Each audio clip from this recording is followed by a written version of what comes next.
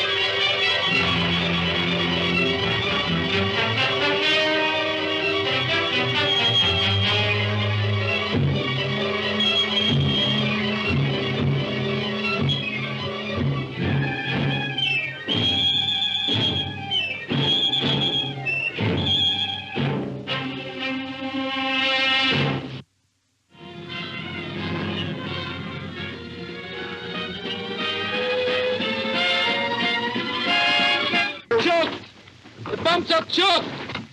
Hello, Rick. Hello, Rick. John Gilman calling. The mate has just reported to me that our pumps are choked and we are making water for it. Look out! Down away!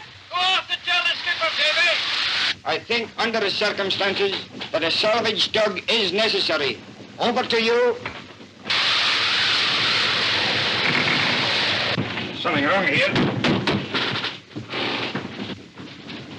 What's the matter with that damn thing? The aerial's got it away! What's that? The aerial's away!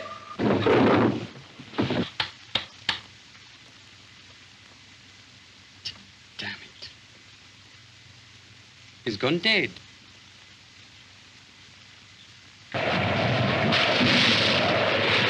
Any ships about? There's one there. Well, blow out, man, blow out.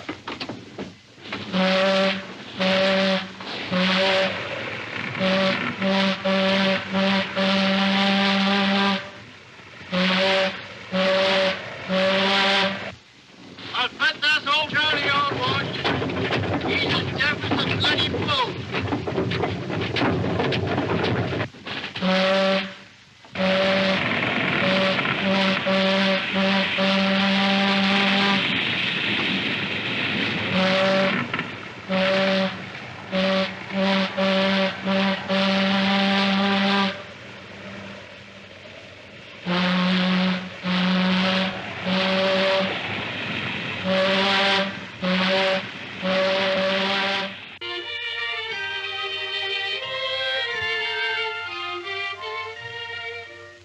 The line turns southeast.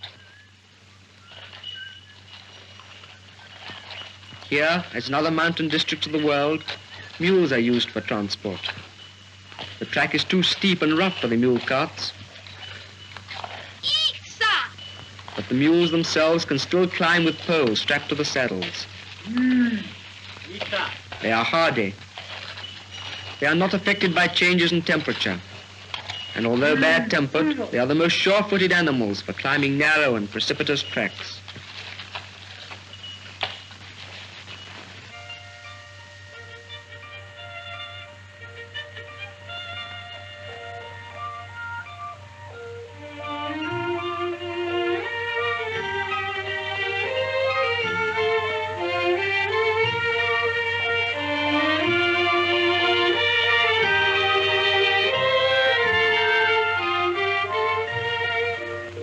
The Rose Glacier is a mass of ice, moving slowly forward all the time.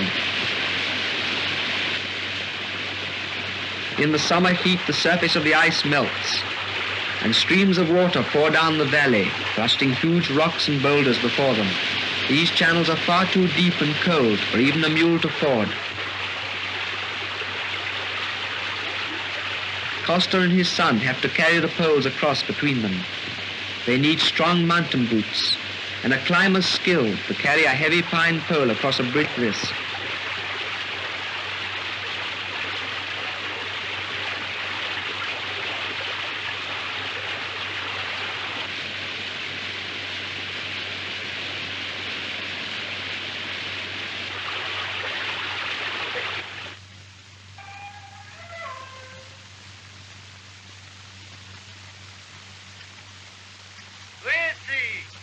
Where the rock face is almost vertical, poles cannot be used. The Swiss telephone workers are expert climbers. They cling like flies to the side of the mountain and hack out notches into which the insulators can be fitted.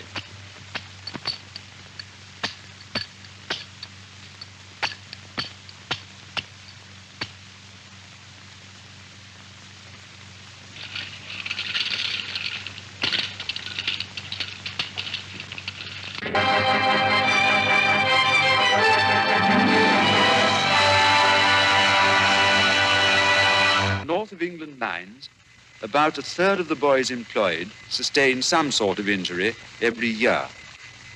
This is a school of another kind. Here young miners receive practical instruction in self-preservation. Provision is being made for schooling of this kind to be provided in many mines. I want to see what you remember about the safety lamp. What's the first thing you do with your lamp when you get to your working place? You, Deacon. I'm going to put in a safe place, sir. Right. Now, that may not seem very important to you, but when you're old enough to carry an oil safety lamp, you remember that it's the only way of detecting gas. So look after it. Now, supposing when you're at work, your lamp becomes damaged. Say the glass gets broken. What's the first thing you do? Put it out immediately, sir. Right. Now, there's one other thing. What's that? Report it to the deputy at once, sir. Right. Now, get this into your heads, boys. The lamp is the most important piece of safety apparatus in the pit. One faulty lamp has been known to cause the death of hundreds of pit men. Now we're going to talk about methods of haulage. Most of the accidents to boys are caused through careless handling of coal tubs. Now, boys, remember when you are handling tubs, never to have your arm rigid at the back of a tub, because you're always liable to get it broken in this manner. Oh, let it go, sonny.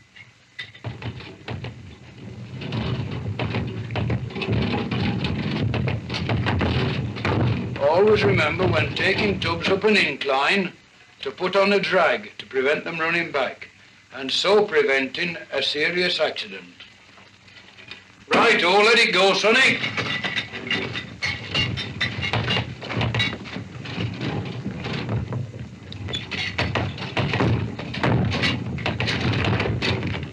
This is Sir David Munro, Secretary of the Industrial Health Research Board. In modern light industry, human activities are now largely mechanical, a series of the same small movements repeated thousands of times a day. Mass production and speeding up tend to make a robot of the human being. Present, many children go into jobs in which they are not in the least interested, never can become interested. As a result, they become mere automatons. And does it do them any harm? Well, the more tired and the more bored the workers become, the less well they work. And remember, it is the more intelligent that suffer most. How can this be counteracted? By altering, for example, the type of work, by introducing rest pauses and suitable distractions, and by varying the speed of the machine to suit the rhythm of the worker. The girls in this biscuit factory sing to relieve monotony. They are allowed to choose their own songs.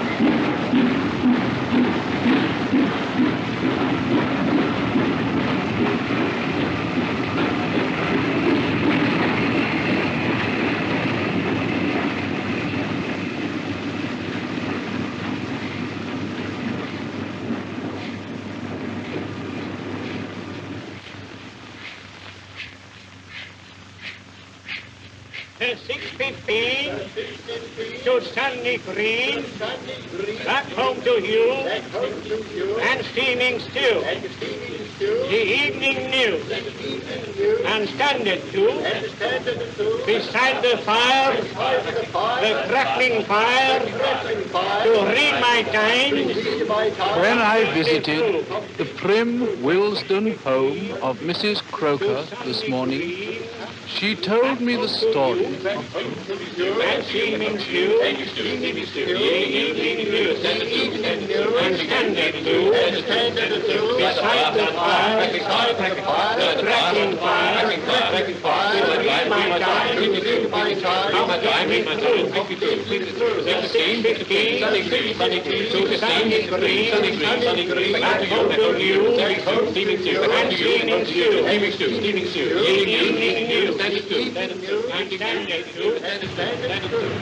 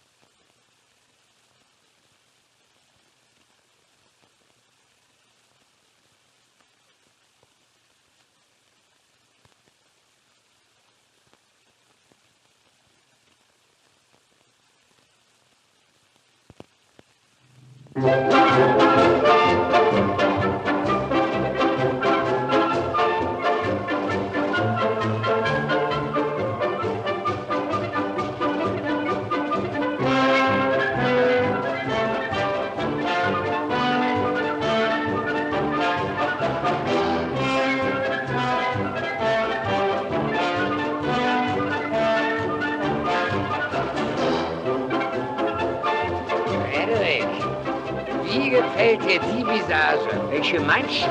Die von dem Attaché. Sie kostet mich einen Ball. Gib Acht, Johannes. Der Punsch ist stark.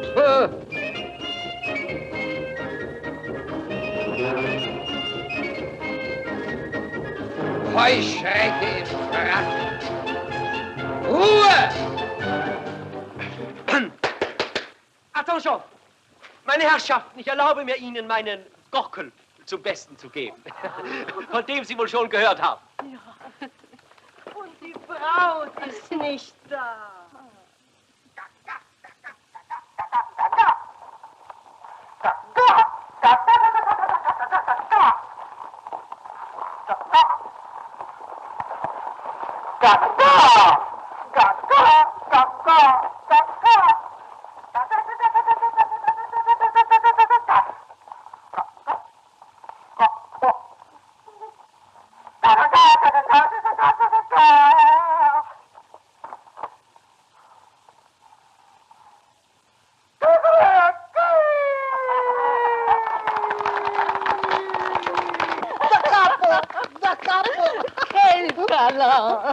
Wenn er jetzt noch ein Ei legt, beleidigt er meine Hühner, Frederik. Da muss ich einschreiten.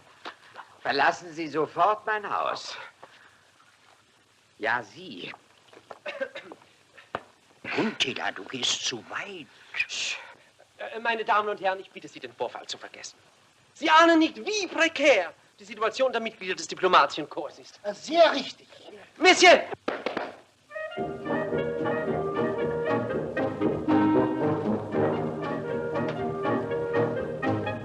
Meine Tochter nicht mit einem befragten Heuschrecker.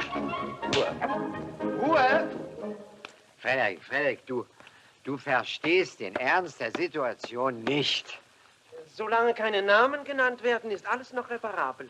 Nur wenn Namen genannt werden, zusammen mit den Beleidigungen, ist es unreparabel. Monsieur! Frederik, was mache ich jetzt? Jetzt habe ich seinen Namen vergessen. Jetzt werde ich ihn nie mehr los. Gott sei Dank. Jetzt fällt es mir ein, dass ich seinen Namen auf einem Schuldschein habe stehen sehen, den ich hätte kaufen sollen. Ruhe! Er heißt Aino Silaka. Vielleicht geht er jetzt, was meinst du? Und das alles vor Zeugen. Jetzt ist ein Name gefallen. Jetzt kommt es auf jedes fernere Wort an, das nicht auf die Goldwaage gelegt ist. Da ist man hilflos. Diplomatische Heuschrecke hinaus. Und lass dich nie wieder blicken auf Puntila. Jetzt wirst du beleidigend. Da überschreitest du die feine Grenze, wo es zum Skandal wird, wenn du mich aus deinem Haus hinauswirfst. Monsieur!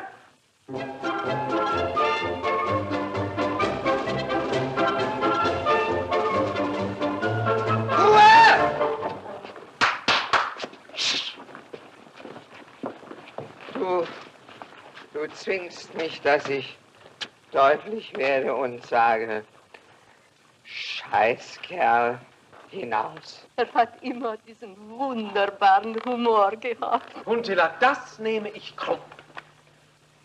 Ich empfehle mich. Meine Damen und Herren. werde dir zeigen, mir freche Antworten zu geben. Geh nicht so langsam, ich will dich laufen sehen. Monsieur!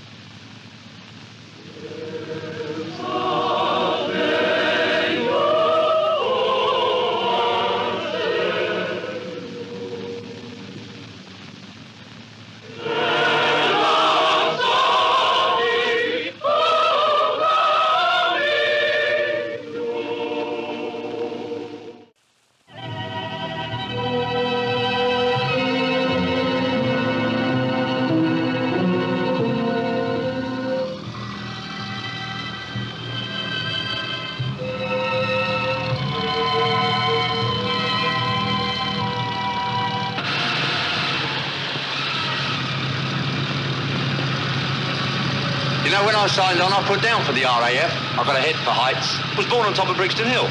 So I said to the fellow... Oh, he's coming down to have a look at us. It's a Heinkel. Oh, don't be daft. It's a Stuka dive bomber. This is where we get Brenda warmed up. And this is a funny time to choose, but you never know what will happen.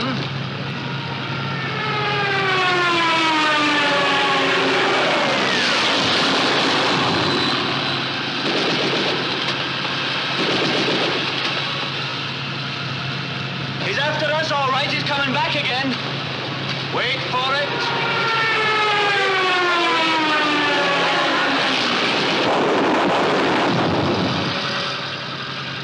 Oh, you've got an eye like codfish. You were simply asking for it there. All right, wise guy, you have a go.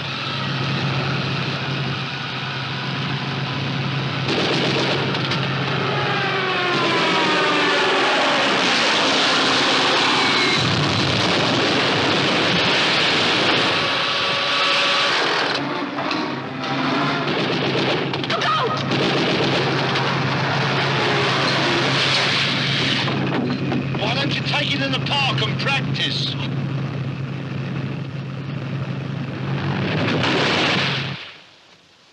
Jock, you've got him! Quick, I think Jock stopped one.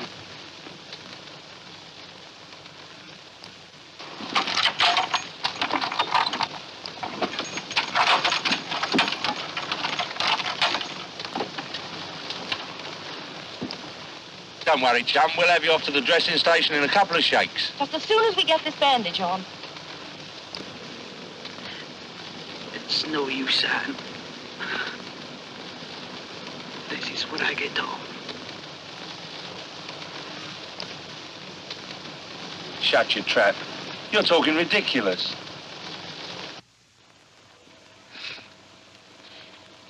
The wee bits that put life for evening classes.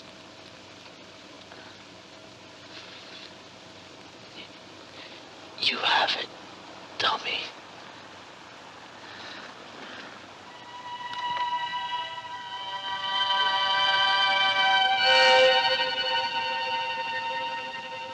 Well, I suppose we better get him out of here.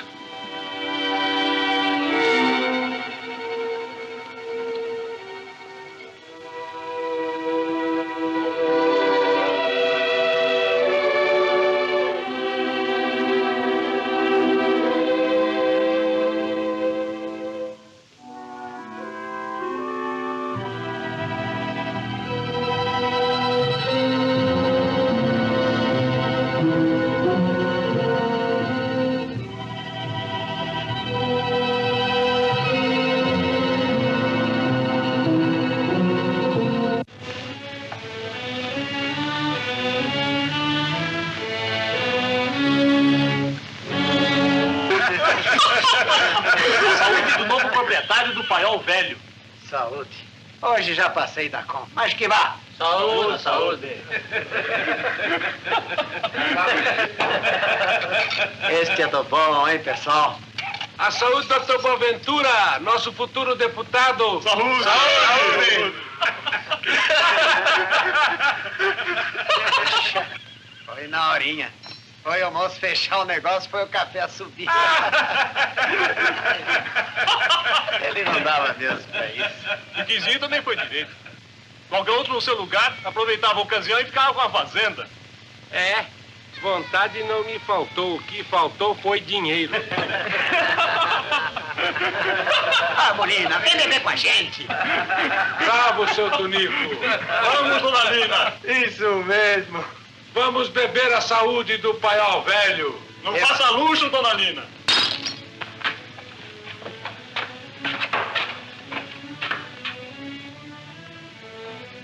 Vocês vão ver.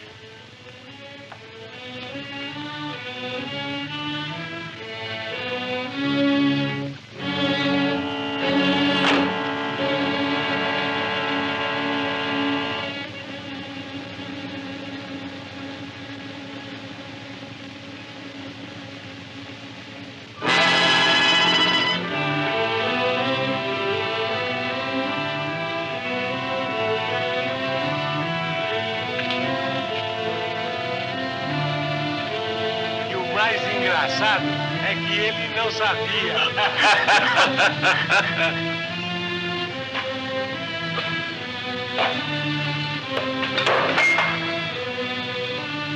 O que foi, Tonico? Que isso? Ajuda aí, Valendo. Pega lá, Quinzinho. Põe mais facinho.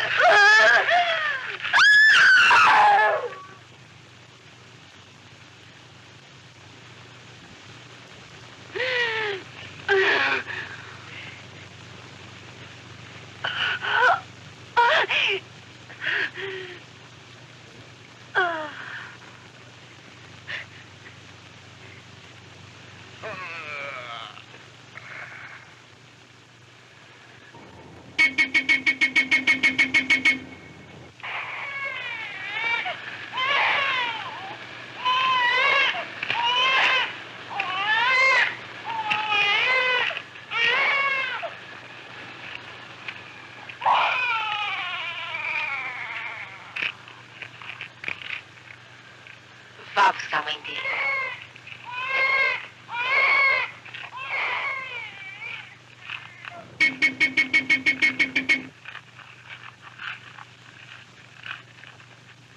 Vamos acabar com isso logo de uma vez, que já perdeu muito tempo. Vambora!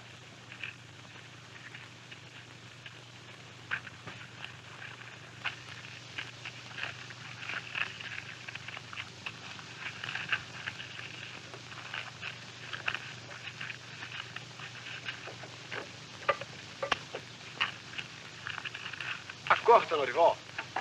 Vamos.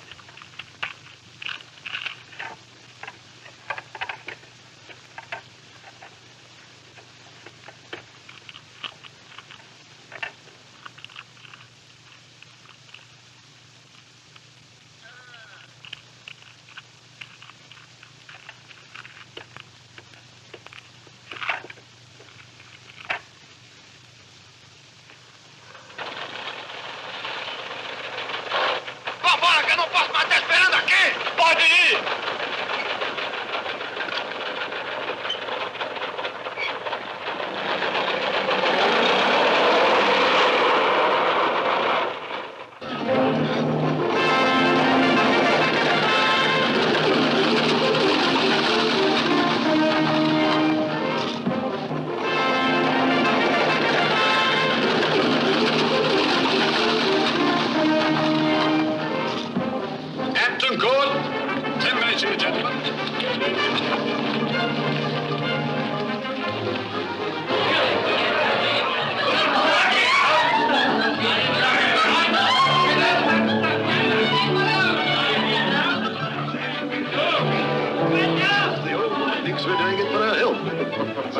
come down to Windsor tomorrow, eh? Yes, the old mare goes out to grass, and then the little filly shows her paces. Come, let's give her the first glass in the new Magnum. Little Kate Nickleby. Kate Nickleby! Just a minute. The little jade, she's a worthy imitation of her Uncle Ralph. Hangs back to be the more thought of. That's to increase the interest. Will you come outside for a moment? On this soul, a mysterious stranger. Name your business here or nowhere. The lady you named is my sister. My business you'll guess. Are you coming outside? No.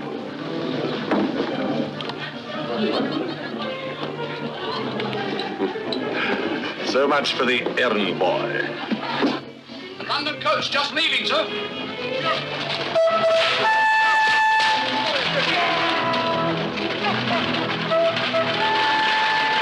I must say, Hawk, I still think you should have accepted the fellow's challenge. And I still think otherwise. He was within his rights, you know. I'm not interested one way or the other. Hey, what the devil? You going to answer what you said? To you, no. If you call yourself a gentleman... Oh, go to the deuce. Let go ahead. You better not. Let her go, I tell you. Get off. Not till you...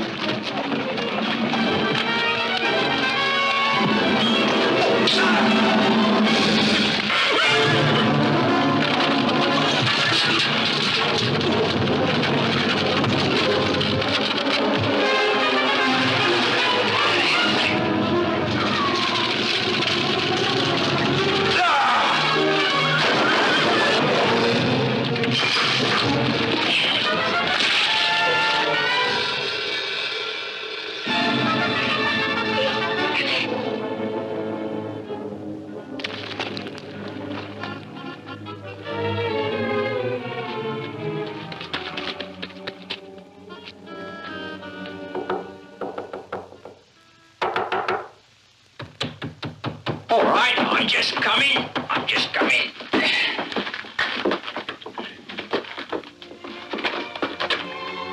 Bless my soul. Kate, I must...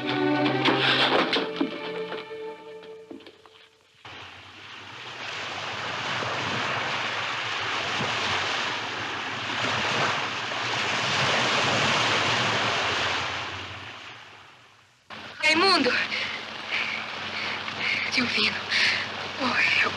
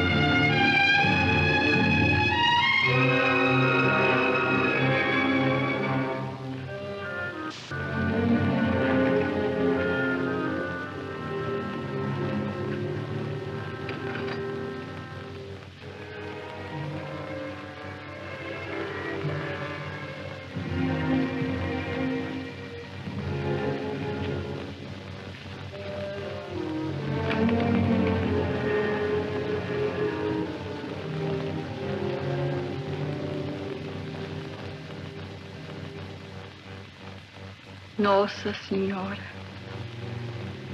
minha mãe do céu, eu não sei dizer coisa bonita, mas sei que a senhora sabe ler de tudo. Lê de tudo. Veja que não há uma lágrima de choro nos meus olhos. Não choro, porque se chorar, eu sei que meu filho entra no céu com chuva. Amanhã, sei que vou chorar quando espiar a rede dele balançando sozinha. Sozinha. Eu quero que ele seja bem feliz. Que ele seja muito feliz junto da senhora, mais do que foi junto de mim, Maria.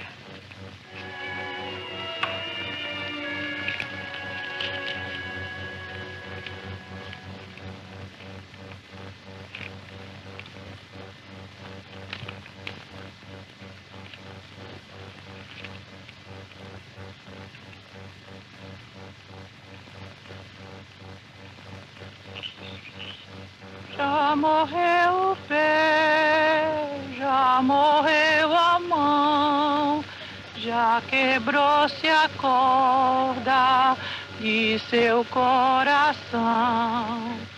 Já morreu o pé, já morreu a mão, já quebrou-se a corda de seu coração.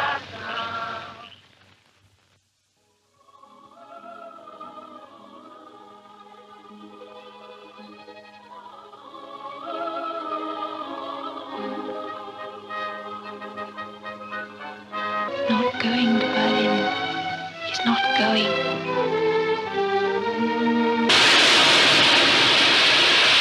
I must go back where I belong. Back to the sea. Later, my son, not yet.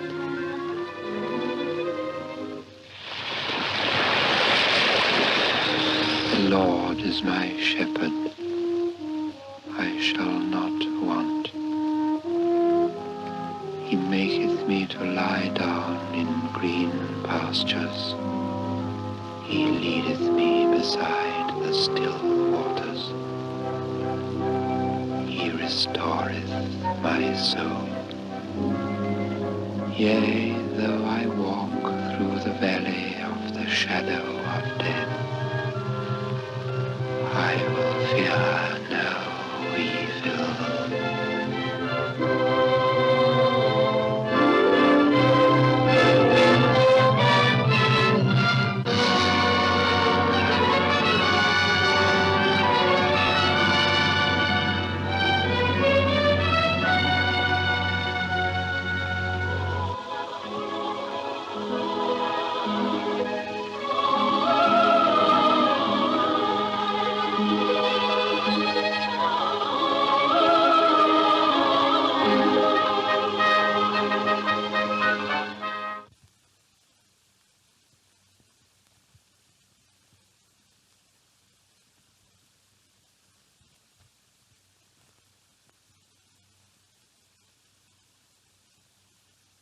I came here for your protection.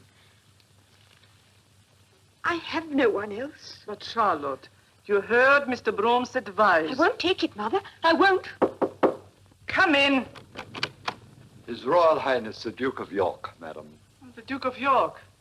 Mr. Brome, will you see my brother-in-law for a few moments? Certainly, madam.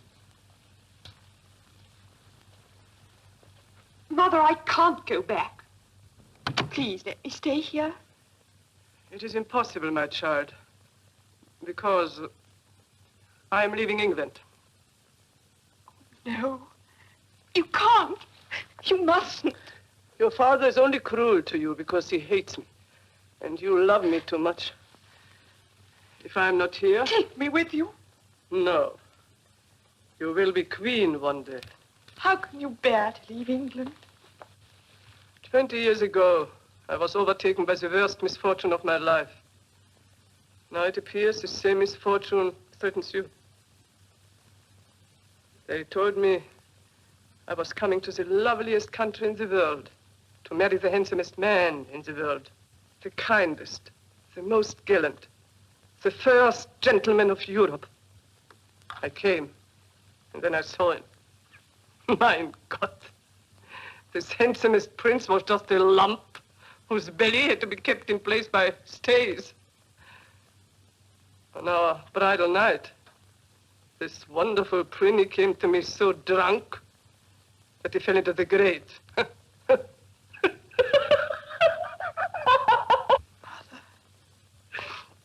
From that day to this, he has spared me no humiliation. He deserted me. He has flaunted his women in my face.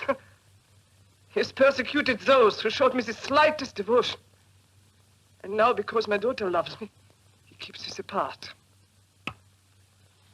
Can you wonder?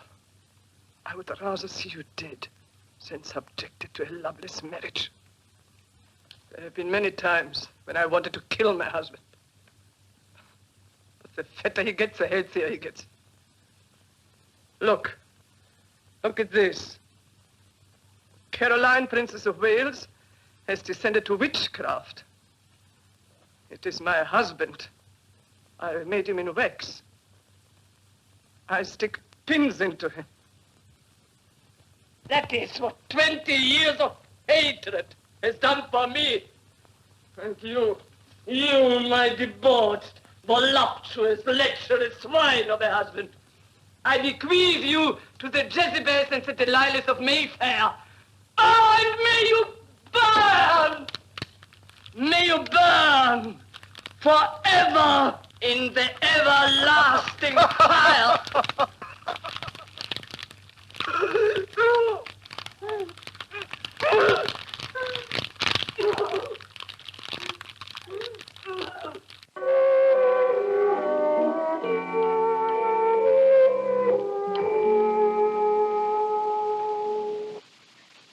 Sentant la mort approcher et voulant préserver son œuvre, Herzl tendit la main à ses adversaires en signe de réconciliation. Il convoqua l'Assemblée générale sioniste à Vienne le 11 avril 1904. J'ai appris à connaître les Juifs et savez-vous, cela a été parfois un plaisir. Mais j'ai par-dessus tout appris à comprendre que c'est seulement dans notre patrie que nous trouverons une solution à nos problèmes.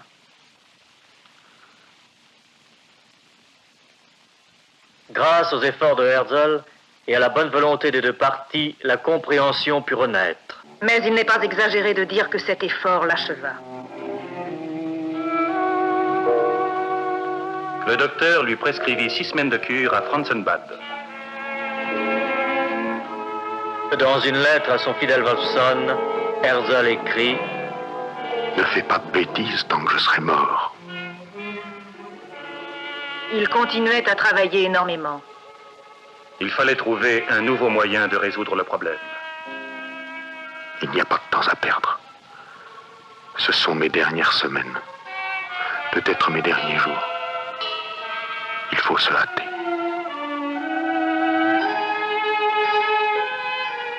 La cure ne donna rien. Maintenant, au bord du tombeau, il part pour Edlach avec sa femme, sa fille Pauline et plusieurs amis. C'est son dernier voyage.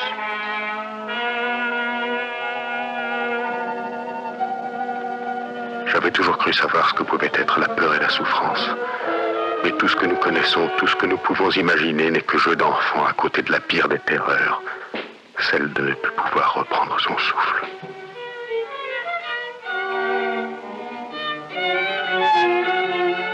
il supplia qu'on amenât auprès de lui sa mère et ses autres enfants. Et montrant les étudiants qui se tenaient à son chevet, il murmura à son docteur: Ce sont des hommes solides et merveilleux, mes frères de race. Vous verrez, ils atteindront leur patrie.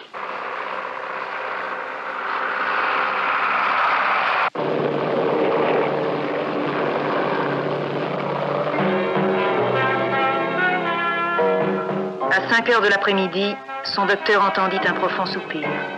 Il se retourna et vit que la tête de Herzl était retombée sur sa poitrine.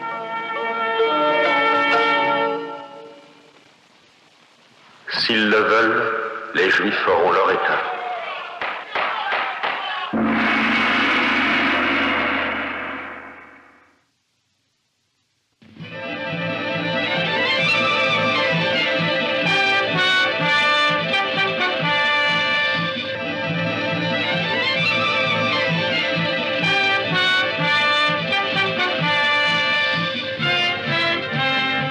Estalhão tem que acabar hoje. Sim, senhor. Amanhã começamos de lá. Sim, senhor.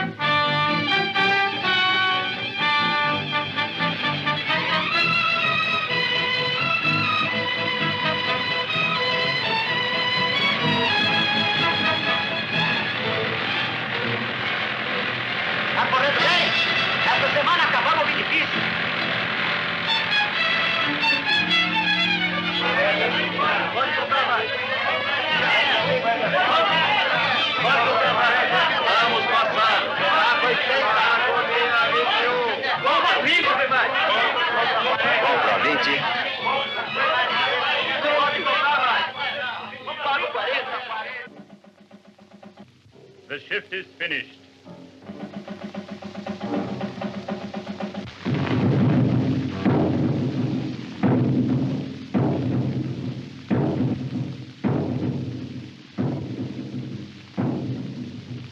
The shift is finished. How much did we count? How much time for that? How much do we get by that? We're going up. We're going up. If the shot was left, we're going up. We're going up. Going up. Going up.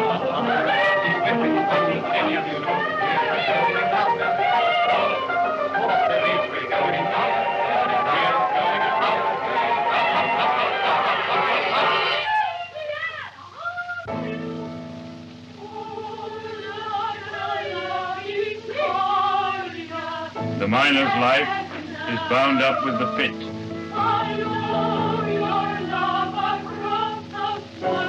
The miner's house is often owned by the pit.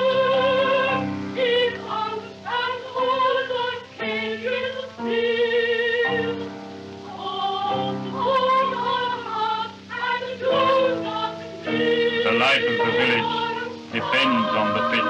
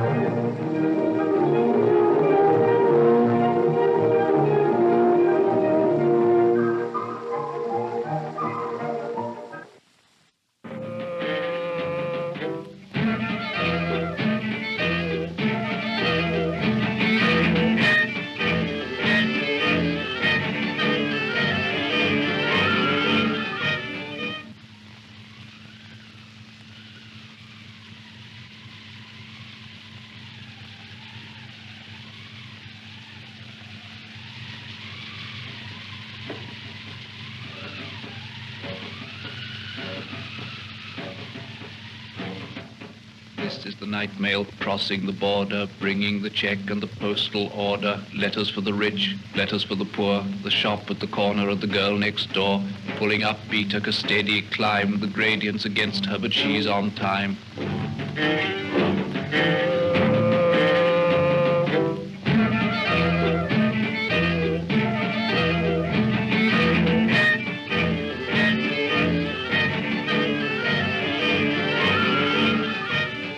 Past cotton grass and moorland boulder, shoveling white steam over her shoulder, snorting noisily as she passes, silent miles of wind-bent grasses. Birds turn their heads as she approaches, stare from the bushes at her blank-faced coaches. Sheepdogs cannot turn her course, they slumber on with paws across. In the farm she passes, no one wakes, but a jug in a bedroom gently shakes.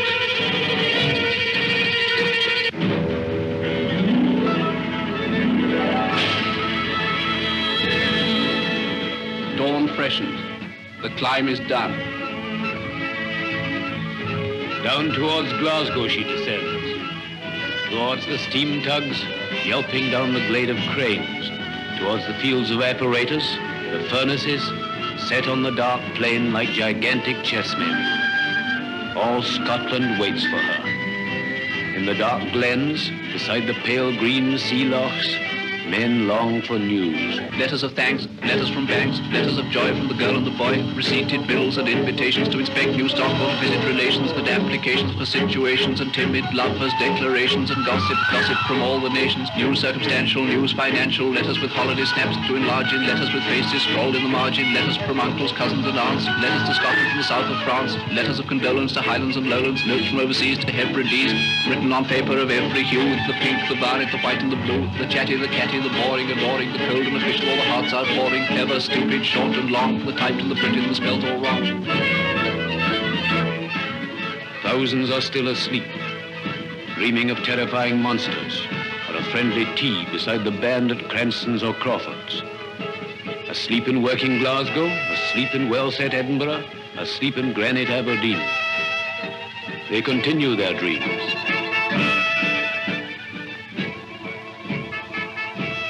But shall wake soon and long for letters, and none will hear the postman's knock without a quickening of the heart, for who can bear to feel himself forgotten?